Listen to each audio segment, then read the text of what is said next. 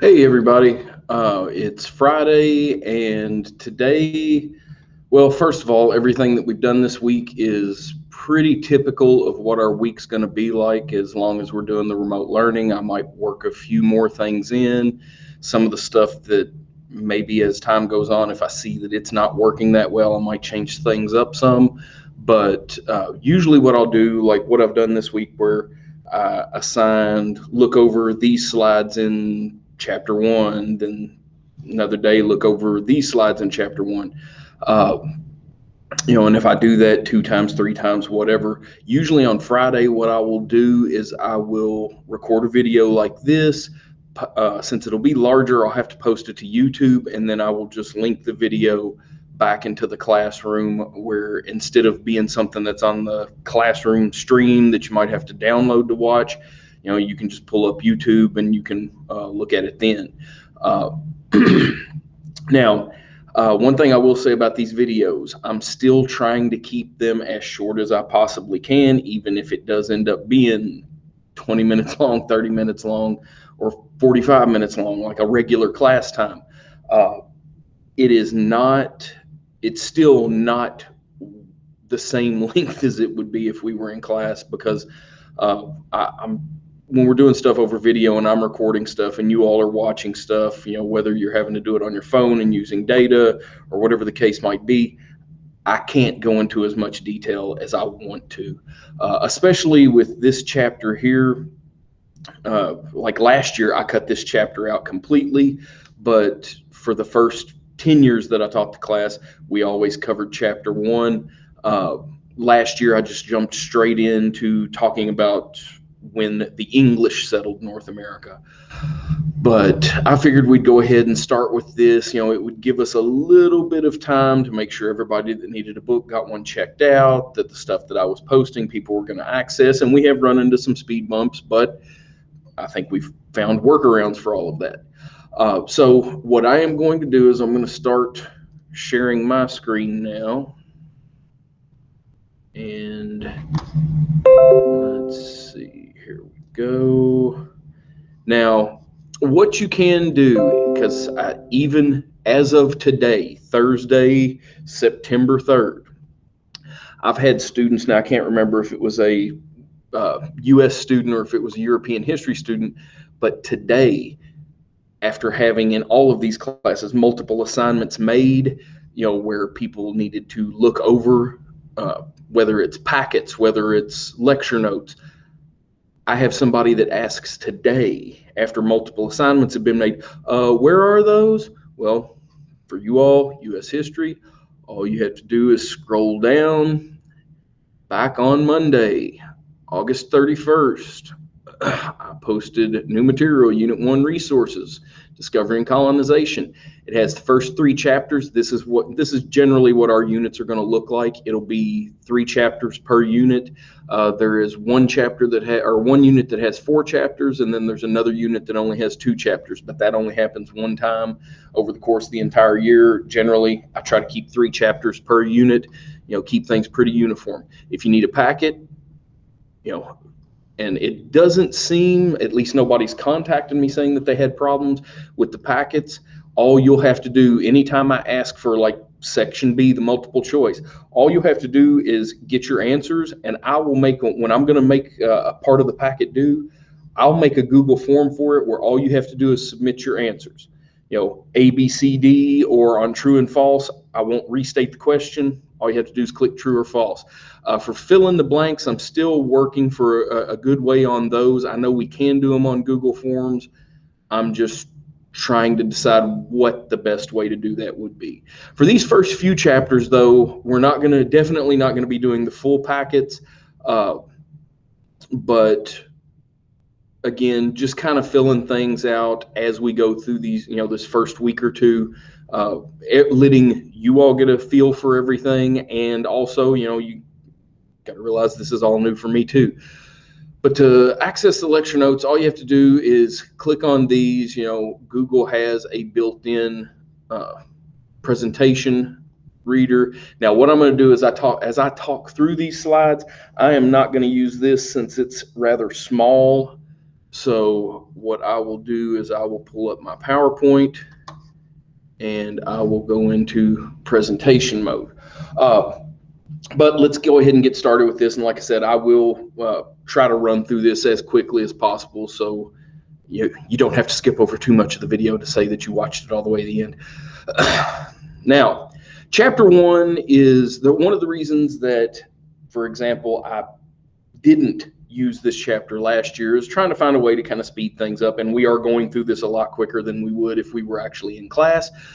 But chapter 1, this is U.S. history, and chapter 1 is about where the native inhabitants of the Americas came from and Spanish colonization, European discovery of the Americas. It doesn't, your book doesn't get into English colonization until we get into chapter 2. But we're going to get through this fairly quickly here.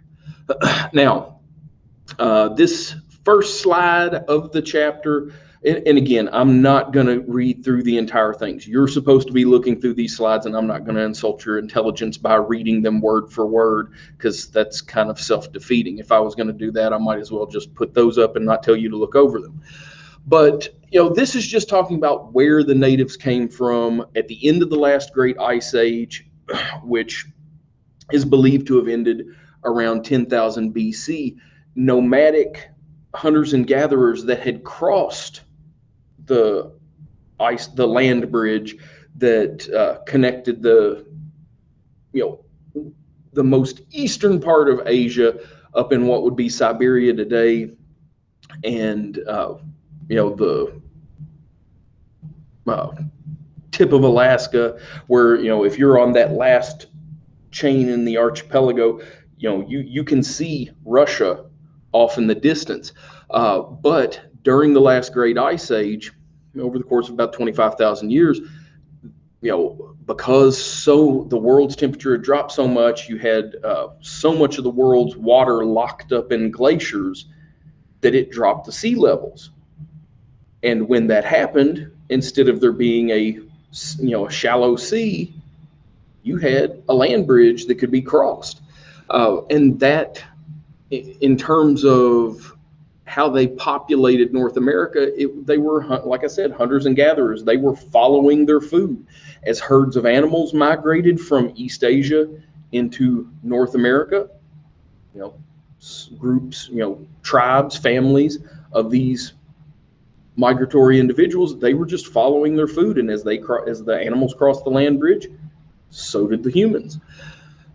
Now, and again, what happens is, as they start to move down the Pacific coast, once you get into what would be Alaska, what would be Canada today, and on down into the Pacific Northwest of the United States, they're continuing now. And of course, this is over thousands of years, over the course of about 25,000 years. So it wasn't all in one trip, that they followed caribou or whatever all the way down to the southern tip of Argentina. No, this is over the course of thousands of years and generations upon generations that continued to move south as, maybe a settlement got too big and a group breaks off, food was too scarce, a group breaks off and they continue to move on. Or the animals move out of a region, and again, as in they're not migrating north and south during warmer seasons and colder seasons. They move out of an area completely. These people have got to go where the food's at, because at this point in history, you didn't have systematic farming. You hadn't seen the domestication of animals yet. So they literally had to follow their food everywhere it went. Now, when the Ice Age melted around 10,000 BC, or when the Ice Age came to an end around 10,000 BC and the glaciers melted, all of those people that had moved into the Americas over the last 15,000 years, 25,000 years, they were stranded there. But of course, at this point, they had, since this was generational, they had never intended on moving back to where their ancestors had come from. But now they were isolated. You had the Atlantic Ocean, which is about 3,000 miles on one side, and then you had, at its widest point, the Pacific Ocean, 6,000 miles or so on the other side. They were completely cut off. They were isolated, and that's one of the reasons why you see, like, the natives when Columbus, when Cortez, when all of these conquistadors, explorers came from the New World. That's why you saw the Native Americans have such a hard time in terms of dealing with European diseases, is because while you did have interaction between Europeans and Asian populations and European and African populations, the Native Americans, while they may have had thousands and thousands of years ago had some contact with the ancestors of the Europeans or Africans or Asians, for a minimum of 10,000 years, 11,000 years, they'd been completely cut off and isolated. So they had different immune systems, and they didn't have immunities to what Europeans were bringing over and, infecting them with, coincidentally, or in some cases intentionally. Now, of course, they didn't do a thorough census in 1492 and 1500 and 1550 to actually determine how many natives lived in the Americas. But based off of, after the Spanish had established a foothold and established numerous colonies, you had a situation where they were able to estimate, and that's really all it is an estimate. About 54 million people, it's estimated, lived in the Americas, North America, Central America, South America, the Caribbean islands, when the Spanish first arrived in 1492. And again, the mistreatment of the natives, the ravages of European diseases is going to take a tremendous toll on that 54 million, or rough estimate, 54 million people. Another thing to keep in mind is 54 million people lived completely in the complete collection of the Americas and islands, but it's only estimated about 4.5, 5 million people was all that lived in North America. Most of the populations, again, because they were traveling through an ice age, through 25,000 years of an ice age, they continued to move farther and farther south to get into warmer climates. So you did have some people that settled in North America, but most of the people that would become known as Native Americans, they continued to push south into more hospitable climates. Now, of course, things change. The climate becomes more easier to deal with as the glaciers recede.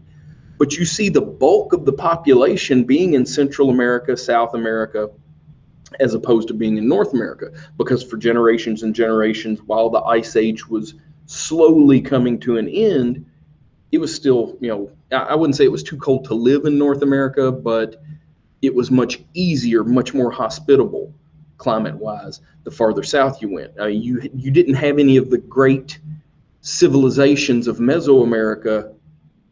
You didn't have anything that really equated to that in North America. People were much more sparsely, groups were more sparsely populated. Everybody was more spread out. Whereas if you look in Central America, you look in South America, you don't have the Aztecs, you don't have the Mayans, you don't have anything like the Incan civilization in Peru that developed in North America. They were much smaller, I wouldn't say not as sophisticated, but as a society, as a culture, they tended not to be as advanced.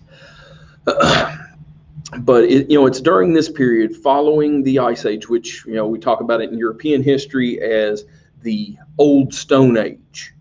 As you start to move into the Neolithic or the New Stone Age, from 10,000 BC on, that's when you start to see advances being made and pushes towards what historians, anthropologists would refer to as true civilizations. You see systematic agriculture, advanced agricultural systems.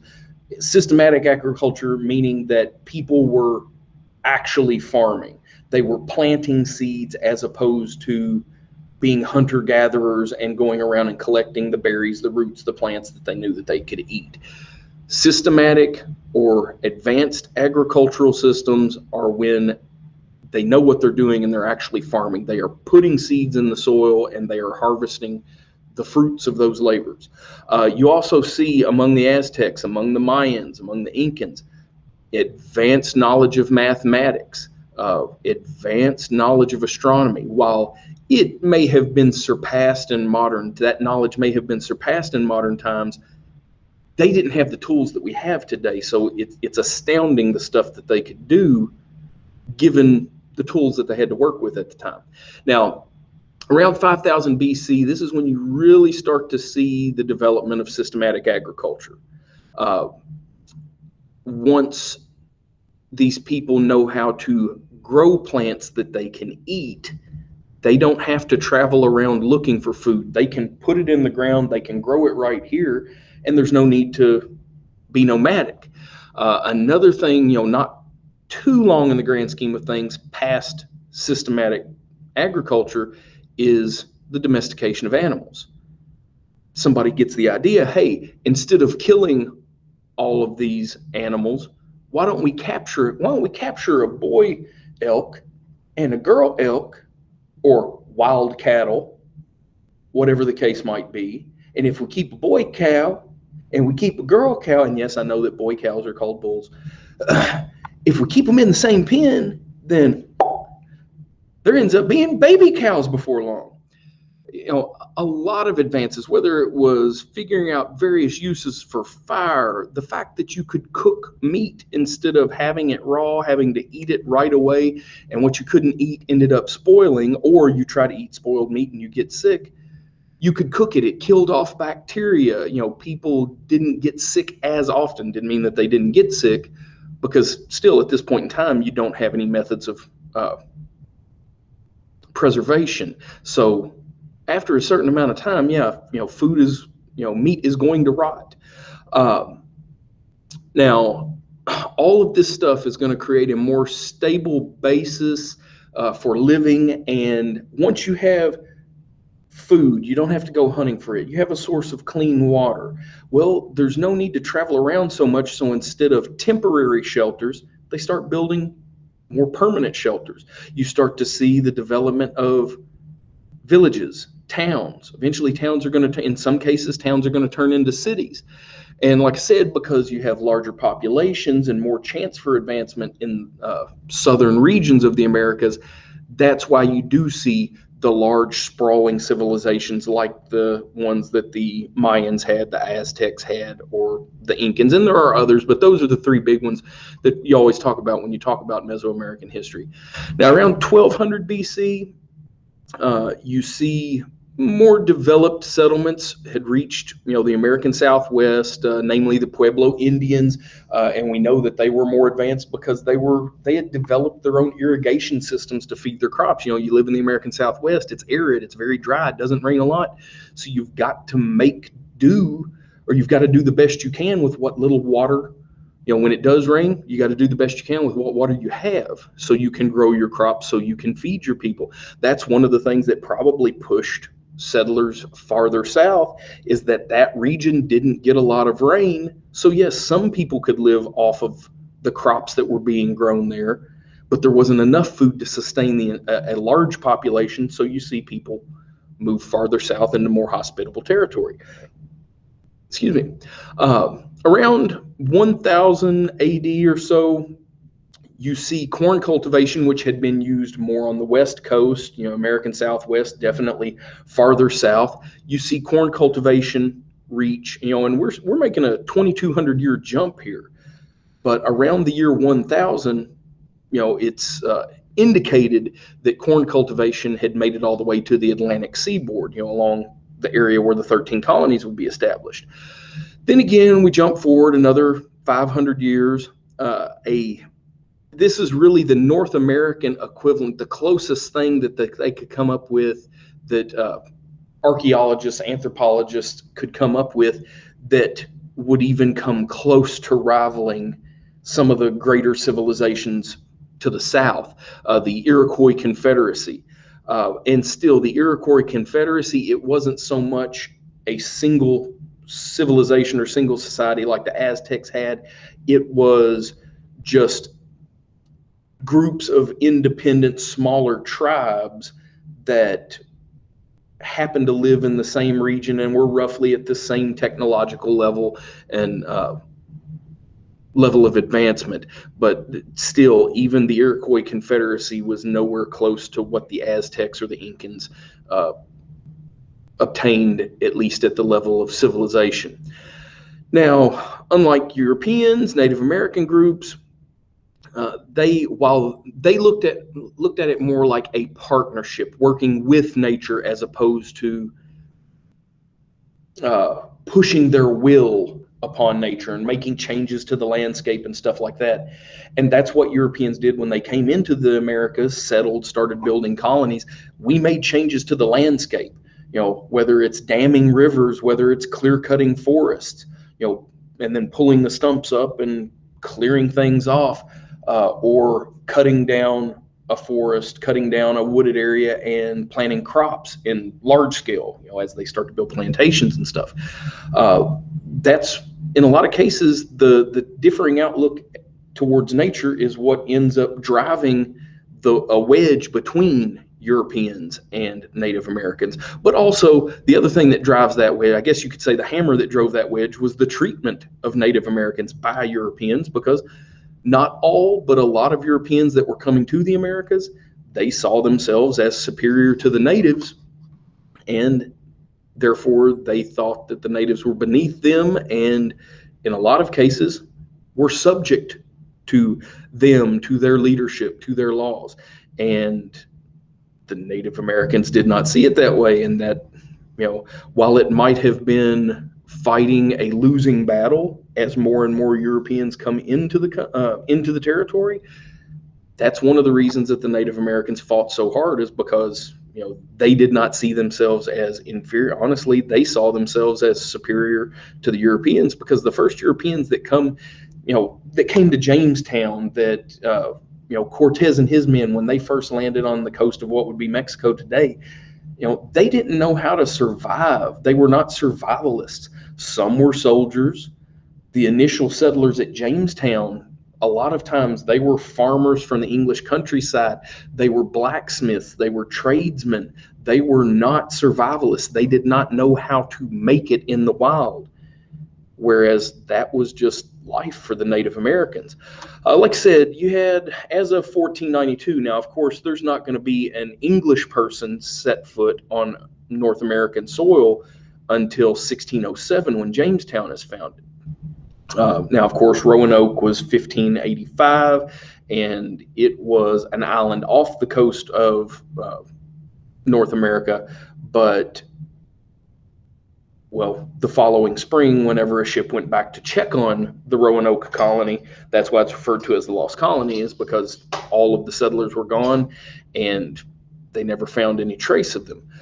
But like I said, North American societies were much smaller, much more dispersed, spread out than they were farther south, because, as you go down through Central America, the land mass gets narrower and narrower. It's like a funnel. The people by nature, even though there were 10 times the population in Central and South America as North America, you also have less land, so they become even more and more concentrated until you get into South America, and then things kind of spread out again. But still, you had many more people living in Central and South America than in North America.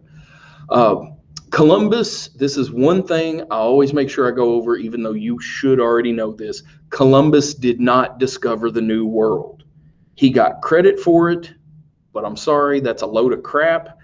Almost, well, maybe even over 500 years before Columbus, Scandinavian fishermen and hunters had been coming to North America, to Newfoundland up in Canada, for hundreds of years before Columbus ever mistakenly discovered the New World. And it's only really been in the last 100 years or so that we're finding more and more proof that they didn't just come hunting this one little area, Newfoundland. They did their own exploring. I mean, they found Viking ruins as far south as the Great Lakes, as far south as, Massachusetts. Now, sometimes things have been found to be fakes, but, there's still plenty of proof that the Scandinavians were well established in the Americas before Columbus's great grandfather was ever born.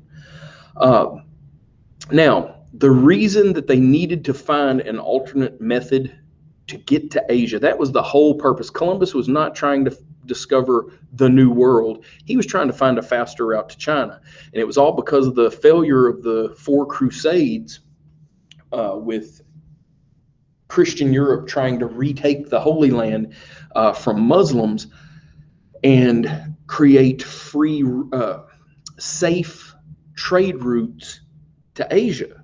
Because the Western world and the Far East had been trading going as far back as, the time of the Romans. As far back, they have plenty of proof of the Romans trading, the Byzantine Empire trading with the Chinese. They referred to the trade route as the Silk Road. But after you have the rise of Islam and the Muslim takeover in the Middle East, because of the friction between Christians and Muslims, it's not to say that Christian traders couldn't pass through Muslim territories, but it was much more difficult after that point. And after the failure of the Crusades, 4 long wars that were fought over the course of 200 years or so, that only inflamed the situations. But during that 200 years of Europeans from various countries being in the Middle East and having closer access to Asian goods, Europeans started to develop a taste for these things, whether it was spices for flavoring food. The European diet, when you get into the Middle Ages, the European diet is extremely bland. They had salt. Salt, back in the time of the Romans, in some cases, salt was worth more than gold, because that was a way to preserve meat. But in terms of flavorings, the big thing here, it wasn't just because, we desire exotic flavors.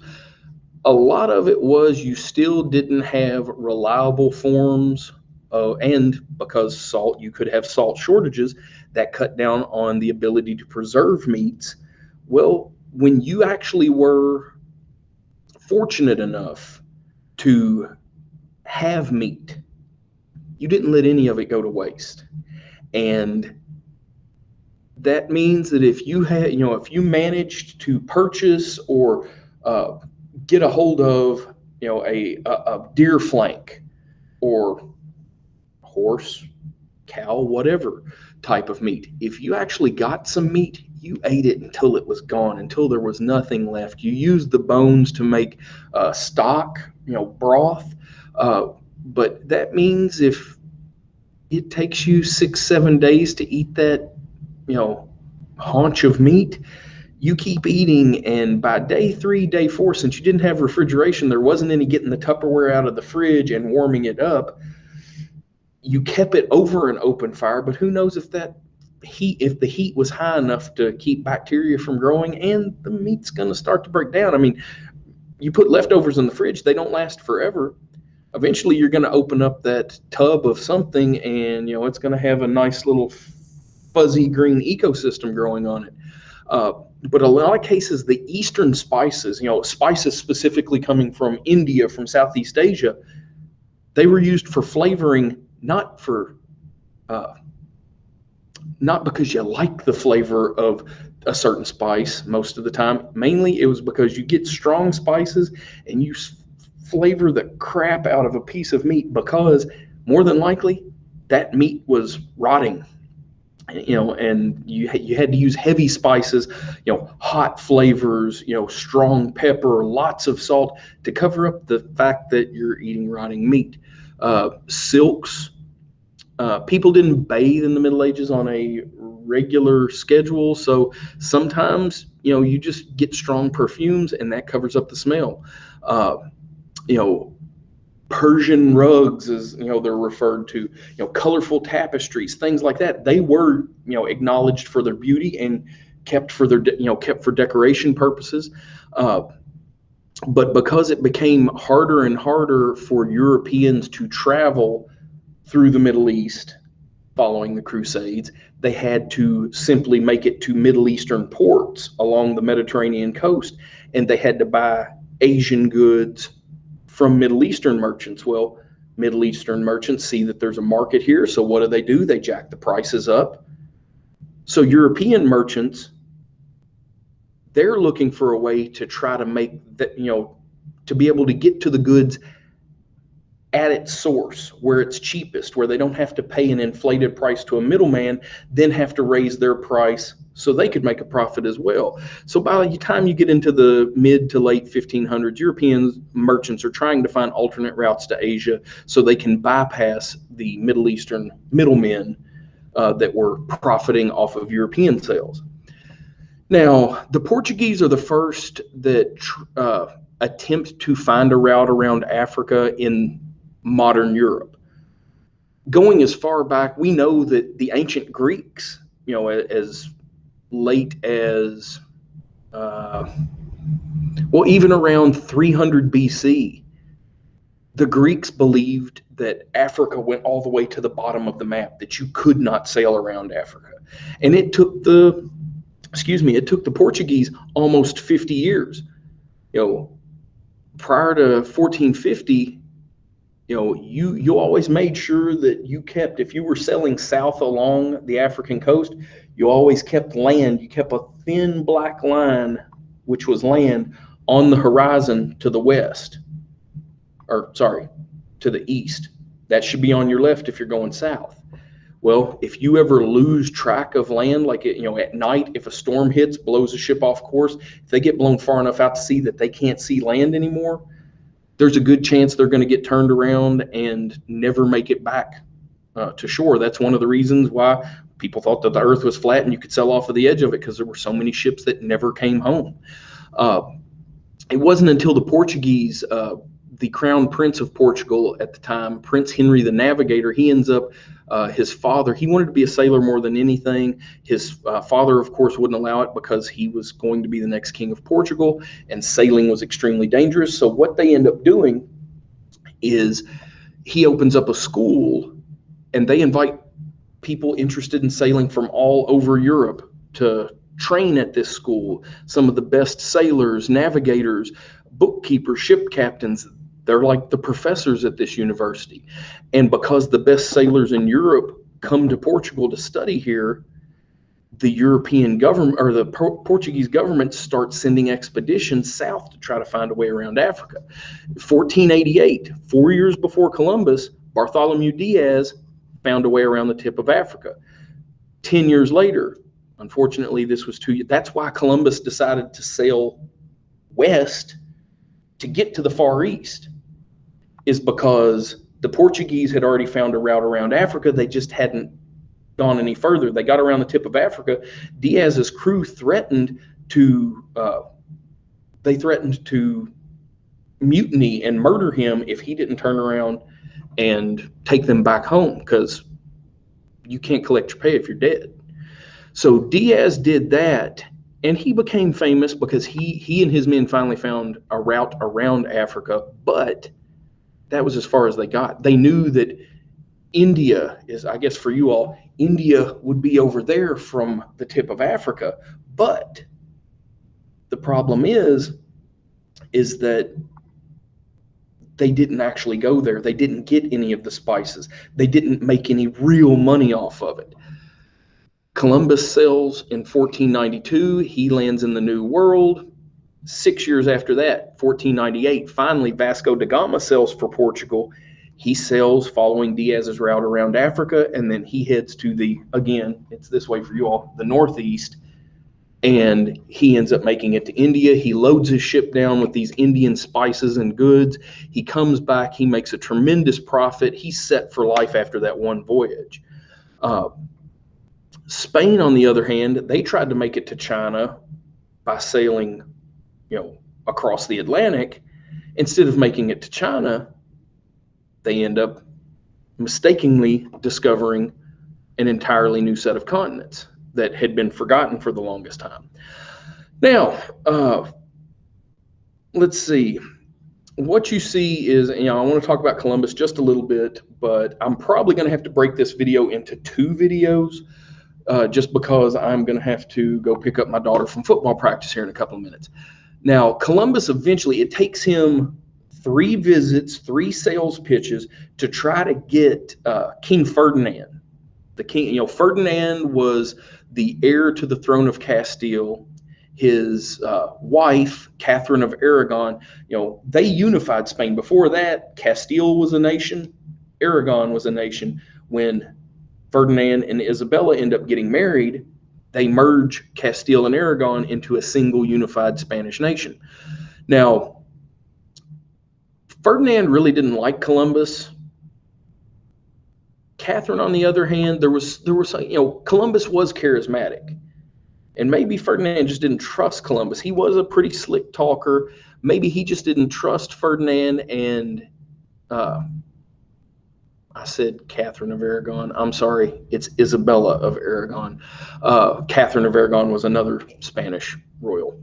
But what happens is Columbus, and whether it was just because the queen liked Columbus, or maybe he sweet-talked her to convince the king, eventually, and then again, it could have just been that Columbus irritated the crap out of Ferdinand, and he was like, fine, look, just shut up. I'll give you enough money for 3 small ships. You have to find your own crew. I'm not wasting good trained sailors on this. And because Columbus had to put together a very ragtag crew, they weren't very trustworthy, and that is something that's going to come back to bite Columbus between his first and second voyage. He barely got his first voyage financed. He leaves behind some individuals he thinks he can trust to establish a colony on the first island that he discovered and named Hispaniola and claimed it for the Spanish. He sails back to Spain. He took no notes because that way everything's in his head. And if Ferdinand wants to cash in on the discovery of this new route to China, which he was still, plugging it as a new, faster route to China, he was going to have to use Columbus again. And part of Columbus's deal with Ferdinand was, Columbus didn't get a lot of money up front. He wasn't going to get super rich off of discovering anything. But part of his deal was, in his contract with the king, any land that I claim for Spain, I get to be the governor of. That was where he saw the money coming in, because when a European nation generally established a colony, the governor of that colony got a percentage of any tax revenue before taxes were turned over to the parent country back in Europe. When Columbus returns for the second voyage, the crew that he left behind to start a colony had completely abused the native population. The men had been forced to labor in mines because what little gold and silver that had been found by Columbus's men, there must be more of it, because Columbus had been telling his crew about these stories about, he's heard that there's just gold all over the place.